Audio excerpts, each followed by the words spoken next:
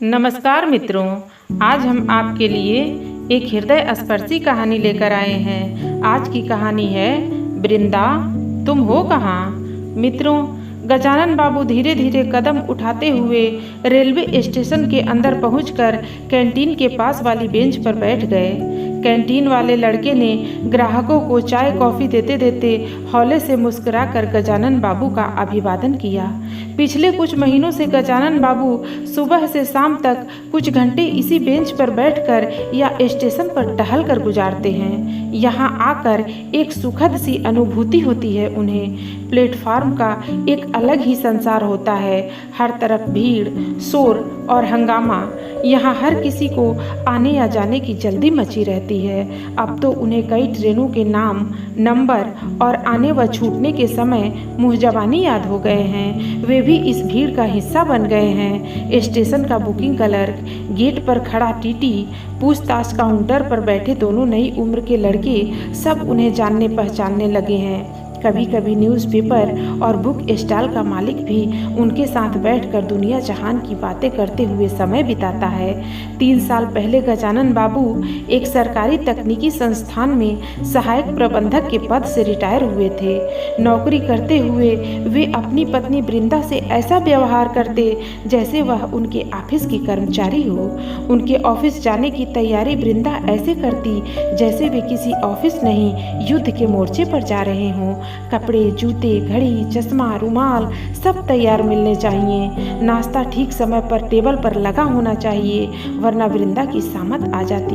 कभी कभी वृंदा कहती, लगता है जैसे वह किसी अस्पताल में रह रही हो, जहां हर काम घड़ी की सुइयों से चलता हो। जरा भी देर होने पर कहीं किसी की जान न चली जाए, ऐसा डर हर वक्त उसे लगता रहता। गजानन बाबू सोचते, वे पैसा कमा कर लाते हैं, घर में जीने लायक सभी सुख सुविधाएं जुटा दी हैं उन्होंने, फिर भी पत्नी को इससे ज़्यादा और क्या चाहिए। जो उन्हें अच्छा लगता हो वही काम करना पत्नी का धर्म है। जीवन के हर दुख और परेशानी में वृंदा उनके साथ थी। गुस्से में वृंदा को कभी कभी वे सबके सामने डांट देते। वृंदा प्रतिवाद नहीं करती, चुपचाप सामने से हट जाती। बेटे प्रशांत को स्कूल जाने के लिए तैयार करने से लेकर उसके होमवर्क, यूनिफॉर्म, किताबों की जिम्मेदारी वृंदा पर ही रहती। उन्हें याद आ रहा है कि कभी कभी स्कूल बस छूट जाने पर वृंदा उनकी ओर याचना भरी दृष्टि से देखती कि वे शायद प्रशांत को स्कूल छोड़ आएं, किंतु गजानन बाबू बिस्तर में लेटे लेटे अखबार पढ़ते हुए टस से मस नहीं होते। उल्टे वृंदा को ही बच्चे को समय पर तैयार न करने का उपदेश सुना देते। वृंदा पढ़ी लिखी थी, उसने कभी भी उनके इस अनाचार का विरोध क्यों नहीं किया। और भी न जाने कितने प्रश्न, कितनी बातें, कितनी स्मृतियाँ थीं उनके मस्तिष्क की जमा पूंजी में, जो अब वक्त बेवक्त उन्हें चुभती रहती थी। गजानन बाबू की बहन आनंदी के ब्याह में वृंदा का चुपचाप अपने गले का हार दे देना, भाई शेखर के अपेंडिक्स के ऑपरेशन के समय पैसों की कमी पड़ने पर उनकी सीमित आय से बचा बचा कर जोड़े गए 15,000 रुपये अम्मा और बाबूजी को दे देना, प्रशांत की बीमारी में रात रात भर जाग कर उसकी सेवा करना, आस पड़ोस में किसी की भी तकलीफ देखकर तड़प जाना। वृंदा की कुछ ऐसी विशेषताएं थीं जो उन्हें बेहद साधारण सी बातें लगती थीं। अब वही बातें उन्हें पश्चाताप की आग में निरंतर झुलसा रही थीं। वृंदा को वे स्टेशन की भीड़ में खोजते थे, वृंदा कहीं नहीं थी। काश वृंदा इस भीड़ को चीरती हुई किसी दिन उनके सामने आकर खड़ी हो जाए, वे उससे अपने पुराने बर्ताव की माफ़ी मांग लें, बस और कुछ नहीं चाहिए उन्हें। अब वे और वृंदा नए सिरे से अपना नीड़ बनाएंगे। वृंदा जो कहेगी वही वे करेंगे। वृंदा की इच्छाओं का सम्मान नीड़ बनाएंगे। वृंदा जो कहेगी वही वे करेंगे। वृंदा की इच्छाओं का सम्मान करेंगे। वृंदा के गुणों की प्रशंसा करेंगे। वे वृंदा से प्रेम करते हैं यह भी कह देंगे। जीवन कितना छोटा होता है जिसे हम बगैर किसी सलीके से यूं ही गुजर जाने देते हैं। कतरा कतरा खर्च होती जिंदगी को भरपूर ढंग से जीना भी कितने लोगों को आता है।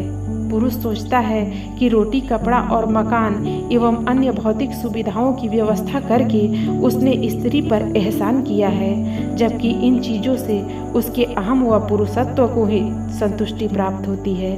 पुरुष सुख और सुविधाएं चाहता है, स्त्री स्नेह और सुखी। पुरुष सुविधाओं को खरीदने में उम्र गंवा देता है, स्त्री खुशी पाने की आस में उम्र बिता देती है। इतनी सी बात यदि वे पहले जान पाते तो क्या वृंदा यूं ही पल पल घुटते हुए अपना जीवन बिताती? अक्सर वे वृंदा पर बिगड़ कर कहते, ऑफिस से आने पर थोड़ा मुस्कुरा कर स्वागत किया करो, ये शक्ल पर 12 क्यों बजे रहते हैं? प्रशांत का रिपोर्ट कार्ड देख कर कहते, प्रशांत की पढ़ाई की तरफ तुमने ध्यान देना बिल्कुल बंद कर दिया है। सारे दिन खाली बैठकर क्या करती हो? कभी कभी स्कूल जाकर टीचर से पढ़ाई की प्रोग्रेस के बारे में जानकारी ले लिया करो। अब मैं तुम्ही लोगों के लिए तो सुबह से शाम तक खटता रहता हूँ, रोटी ना कमाऊँ तो तुम लोग खाओगे क्या? कल स्कूल जाऊँगी कहकर वृंदा सामने से हट जाती। वृंदा के प्रयत्नों से प्रशांत को इंजीनियरिंग कॉलेज में दाखिला मिला। उनके रिटायरमेंट से पहले प्रशांत कंप्यूटर इंजीनियर बनकर एक प्राइवेट कंपनी में सिस्टम एनालिस्ट की नौकरी पर लग चुका था। विवाह उसने अपनी सहकर्मी सुवर्णा से अपनी पसंद से किया था। देखने सुनने में किसी हद तक कुरूप सी सुवर्णा शहर के धनी मानी व्यवसायी की इकलौती पुत्री थी। अपने पिता की तरह पहले अपने भले की सोचने वाली सुवर्णा ने घर में आते ही अपने पिता की समृद्धि के प्रभामंडल के घेरे में प्रशांत को जकड़ लिया। प्रशांत अब सुवर्णा के इशारों पर ही नाच रहा था। शाम को प्रशांत सुवर्णा साथ ही लौटते, कभी कभी कहीं घूमने निकल जाते। देर रात तक वृंदा खाना लिए बैठी रहती। साल भर बाद पोता अंकुर पैदा हुआ। वृंदा के काम और जिम्मेदारियां बढ़ गई थीं। सुवर्णा को काम करने की आदत नहीं थी। वृंदा अब सुबह सुबह 3 लंच बॉक्स तैयार करती, साथ ही नन्हे अंकुर को नहलाना, कपड़े बदलना, मालिश करना, सब काम अनायास ही वृंदा के थके हुए कंधों पर आ पड़े। सुबह से कब शाम होती, रात से कब सुबह, वृंदा को होश न था। यदा कदा सुवर्णा सास पर कटाक्ष करना कभी नहीं भूलती। मम्मी, आज टिफिन वाली सब्जी में कितनी मिर्च थी? हम लोग उबली सब्जियां खाने के यूज्ड टू हैं। फिर मम्मी, आपने अंकुर की गीली नैपी क्यों नहीं बदली अभी तक? रैसेज हो जाएंगे। गजानन बाबू को आज भी याद है जैसे कल की ही बात हो। उस दिन प्रशांत सुबह ऑफिस जाते समय सुवर्णा से अपने 10,000 रुपयों के बारे में पूछ रहा था, जो उसने पिछली शाम सुवर्णा को रखने के लिए दिए थे। कुछ देर बाद सुवर्णा की तेज आवाज़ आई, सब जगह ढूंढ लिया, रुपए कहीं नहीं हैं। अपनी माँ से क्यों नहीं पूछते? कह रही थी आनंदी बुआ के देवर की शादी में जाना है, अब खर्च तो होगा ही। पापा जी रिटायर हो गए हैं, मांगने में शर्म आई होगी सो ले लिए होंगे। कल मेहरी भी नहीं आई जो उससे पूछने की ज़रूरत हो। गजानन बाबू आंगन में नाश्ता कर रहे थे, जोर से दहाड़े, जोरू के गुलाम, शर्म नहीं आती अपनी माँ के बारे में ऐसी घिनौनी बातें सुनते हुए? और बहू, आज के बाद ऐसी बात मुंह से भी निकाली तो मुंह तोड़ दूंगा, कह देता हूँ। प्रशांत सीना तान कर उनके सामने आकर बोला, बिहेव योरसेल्फ पापा, आपको सुवर्णा से इस तरह नहीं बोलना चाहिए। वो माँ की तरह नहीं जो आपकी हर जायज़ नाजायज़ बात को चुपचाप सुनती रहे। सहसा धम की आवाज़ हुई। उन्होंने वृंदा की ओर देखा। उसका चेहरा सफ़ेद पड़ चुका था, जैसे सारा रक्त निचोड़ लिया गया हो। वह अलमारी का सहारा लेते लेते भी जमीन पर गिरकर बेहोश हो चुकी थी। तुरंत वृंदा को अस्पताल ले जाया गया। डॉक्टरों ने सीवियर हार्ट अटैक बताया। 3 दिन ऑक्सीजन के सहारे जीवित रहकर चौथे दिन चल बसी थी वृंदा नहीं रही। बहू से ज़्यादा बेटे के कटु शब्द उसके हृदयाघात के कारण बने। वे रुपए अंकुर की अलमारी में कपड़ों के बीच रखे मिल गए थे। सुवर्णा ही रखकर भूल गई थी।